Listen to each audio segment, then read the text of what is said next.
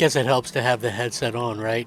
Anyway, listen, Microsoft and Sony currently locked into an epic battle of good versus evil. Well, actually, not good versus evil. It's just honestly two competing companies doing the best they can for their consumers, and they have loyal consumer bases, fans. This is what it really is all about. Obviously, we're going to see Microsoft push heavily with Game Pass, and probably not as heavily will we see Sony push their new design PlayStation Plus.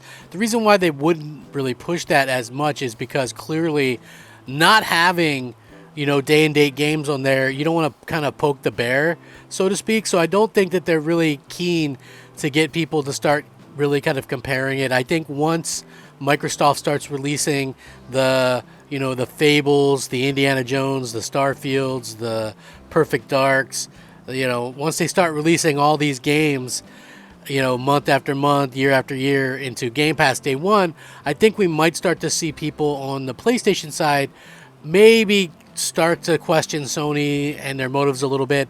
Listen, Sony, they can sit there and say all they want that they can't afford to do something, but at the end of the day, billion-dollar companies can definitely afford to do these things. I mean, Microsoft has gone up in revenue with the Xbox substantially since Game Pass has come to be, and they've never made money on the console itself. In fact, if you know anything about Xbox history, you probably know the story that at one point they even considered giving away the original Xbox just because they knew it was really the software that kind of made things, copacetic in terms of making money.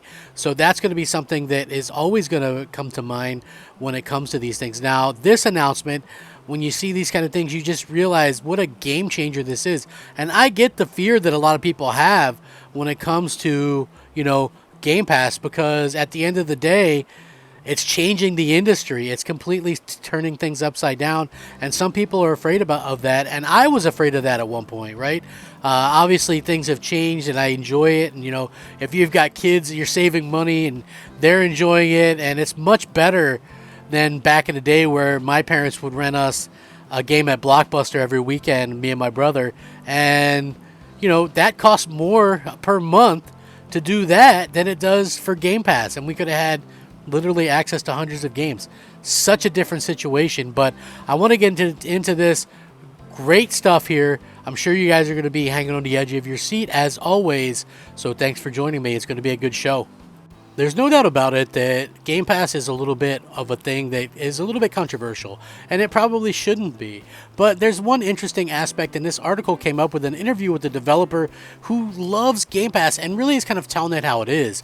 We can all be speculative and kind of talk about how Game Pass is bad for developers, but when you have actual developers talking about it, and this guy, the No More Robots founder, Mike Rose, on why Game Pass is here to stay. Technology moves on. You move with it. You can't whine when it does, according to him. So obviously, with Sony's revamped PlayStation Plus launching, PlayStation is celebrating the opportunity to go toe-to-toe with Microsoft. And according to Mike Rose, founder of British indie publisher No More Robots, those fears are overstated for anybody that has sort of a negative outlook on these types of services. And he speaks from actual experience. The company's biggest hit by far, downhill mountain biking title Descenders, owes much of its success to Game Pass. He said, "Putting our game on Game Pass makes them sell so much more. It's ridiculous. I literally have so much data on this as well. We put games on Game Pass at launch, and we put games on Game Pass after launch, and I can literally see we put a game on Game Pass, and all of a sudden the next day, the game's selling better on Steam, it's selling better on PlayStation. Understandably, that's not quite what he expected. Before we had our games on Game Pass, of course, I thought it was going to tank our sales. There's no other way around it was going to go," he admits. "That's 1,000,000% how I thought it was going to go, and I was dead wrong. I was just so surprised at how different it is. But the thing is, now at this point, there's no excuse for people thinking that happens anymore.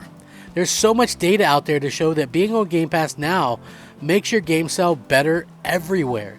The secret, as Rose sees it, is that the number of people who have Game Pass is tiny compared to the number of people who play games.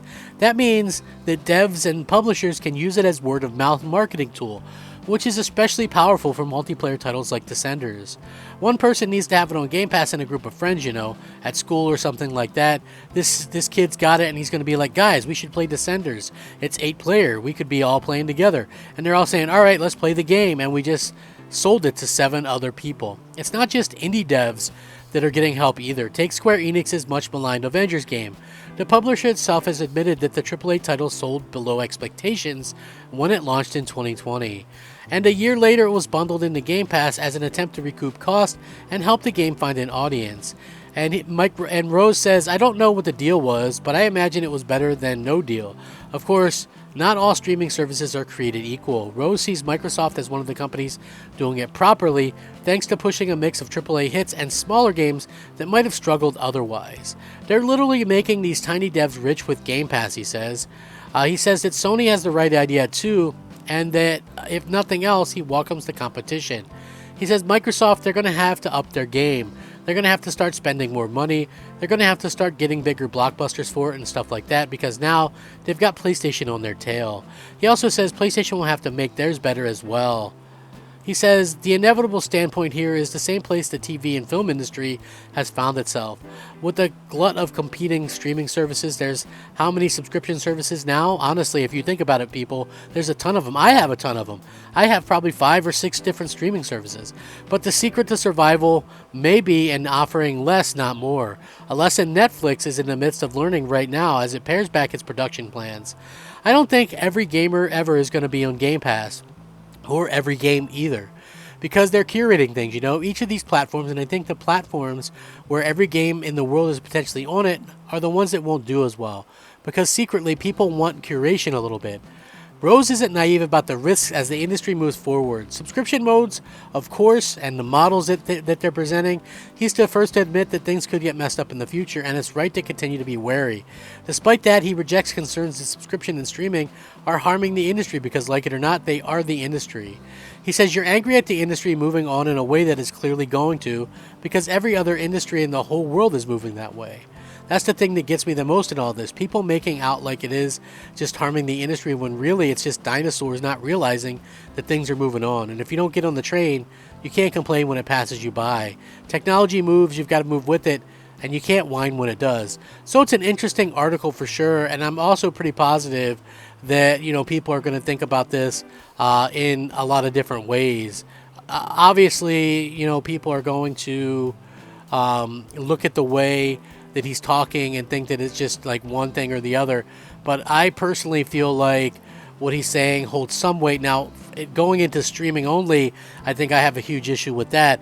But in general, I feel like clearly, there's going to be a huge difference between streaming only and, doing a service like this. You can still buy your games, you can still get your games that way. But the fact that he's commenting on how these games sell better, he's right. I mean, if you think about it, for instance, on the Xbox side, Sea of Thieves sold 5 million copies on Steam, and it's available in Game Pass. But, people want their Steam, and so they want to play it that way. So it's going to be very interesting to see how this all plays out long term. I would love your thoughts and opinions. I will link this interview so you guys can all check it out. If you're new to the channel, please like the video, or even if you're, a regular, like the video. It helps it to be seen, and it helps the channel to grow. Rack 'em up, fact 'em up, Crap Gamer 'em up. Thanks you so much for watching. Crap Gamer out.